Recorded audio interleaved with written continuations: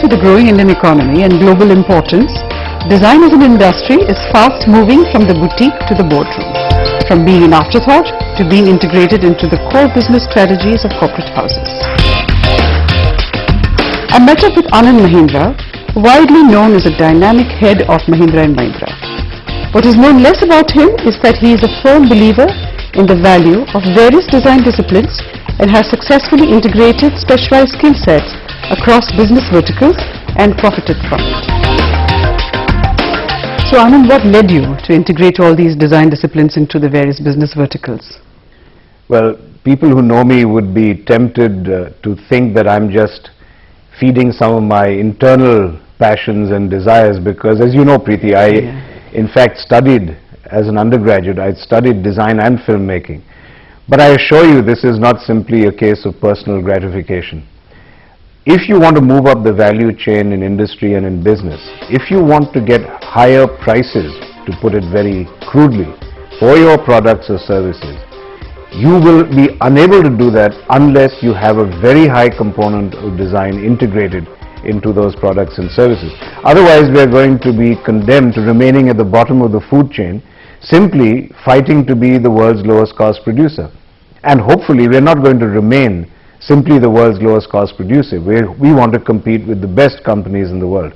And design, I think, is an unappreciated but absolutely critical element in moving up the value chain in industry.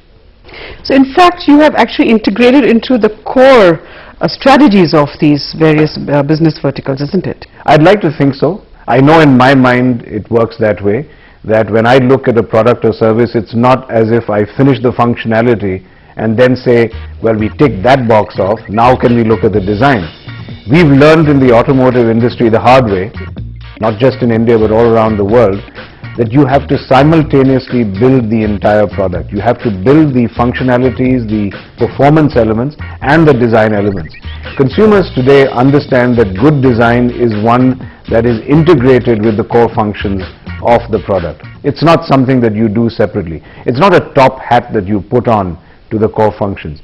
Beautiful design is when you integrate form and function, as you well know. I know very well, Anand. It's really wonderful to meet a business head who actually really is so enlightened as to integrate all of this, to profit from it. You know, it's really about brand building, it is about creating efficiencies, it is really about creating trust and longevity in all of this as well. You know, Absolutely. Branding is not just about creating a logo, it's actually living through the entire promise, like you say, the value chain.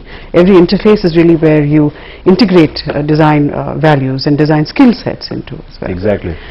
How would you say, that you have profited from it across various verticals that you've integrated design into?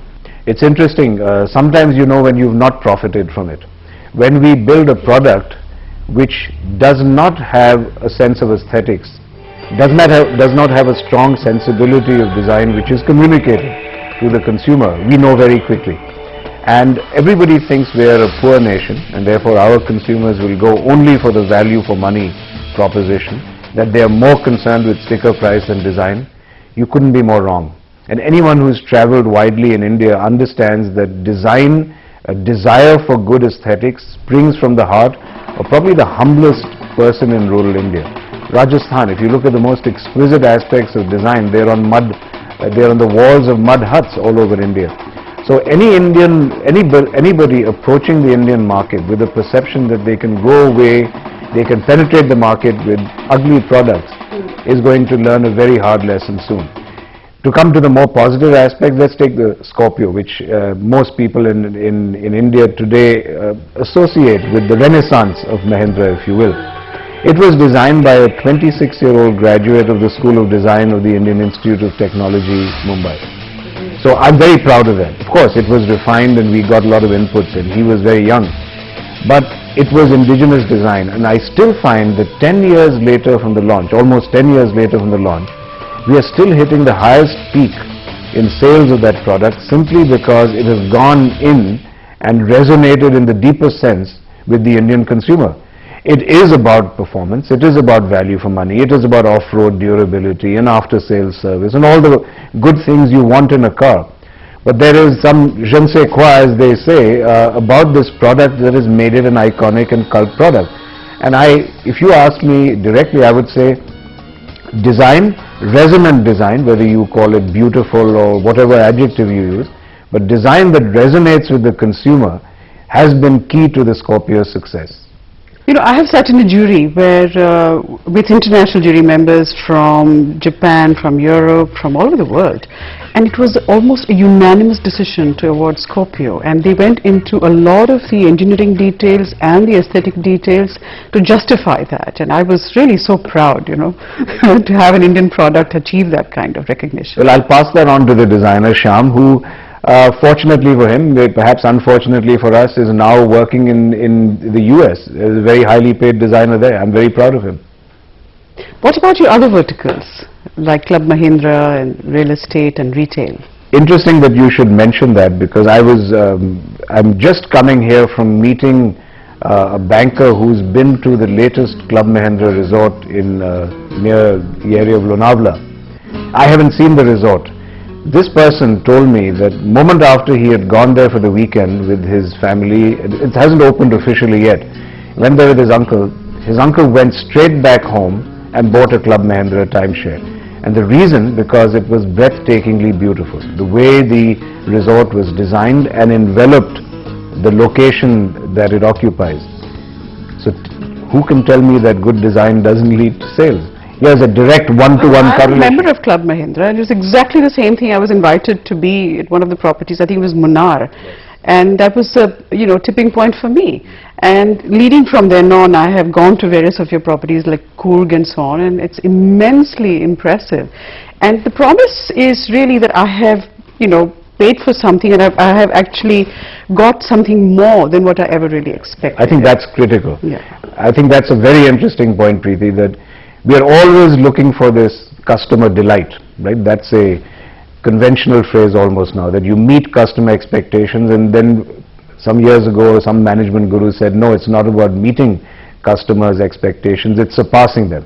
I'm sure you're familiar with the design firm IDEO, and I read about them and what they do, and I was intrigued by the fact that they designed experiences, just as you referred to it right now, not simply objects, but they would design a whole new retail experience, for example, in a very meticulous fashion. So when we were doing our new brand in Club Mahindra, which is called ZEST, which we wanted to design for younger couples, and we wanted a very young new experience, and we were more interested in the experience as integrated into the design of the resort. We were the first company in India to in fact get ID over to do a job here, and they went into the entire experience of a customer in that resort and have designed it accordingly.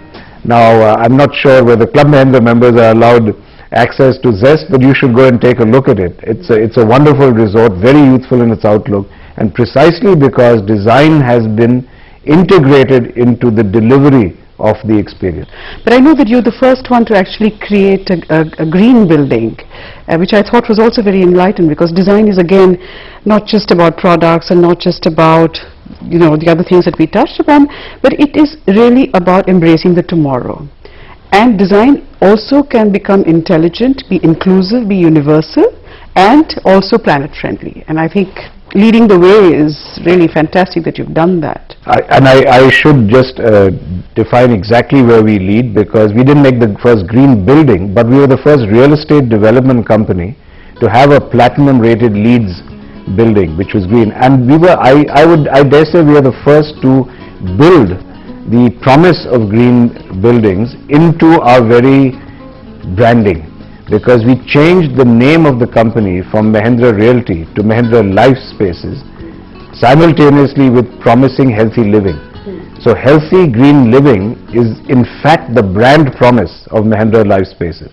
So once again it goes to your point of, can you integrate design into your strategy? I think that's a marvelous example of how we've done it, because we said, look, we're not the largest real estate company. We don't think we will be the biggest in urban areas for a variety of reasons, which have to do with our mode of operation and how we choose to do business. But we said, when we go into an urban area and build residential buildings, we are going to differentiate ourselves by promising a lifestyle that is healthy and green. So the design of a green building in fact becomes very, very essential. And once again, to tell you how this whole integration of a green outlook and a sustainable outlook is becoming aligned with design. We were at one of our group management conferences at Harvard University last May, and one of the lecturers to our group of top global managers was Mohsen Mustafavi, who is the Dean of the Harvard Graduate School of Design. And he gave this fascinating lecture about sustainable design. And he made a very interesting point. He said that good design is about helping create the smallest footprint per human being that you can.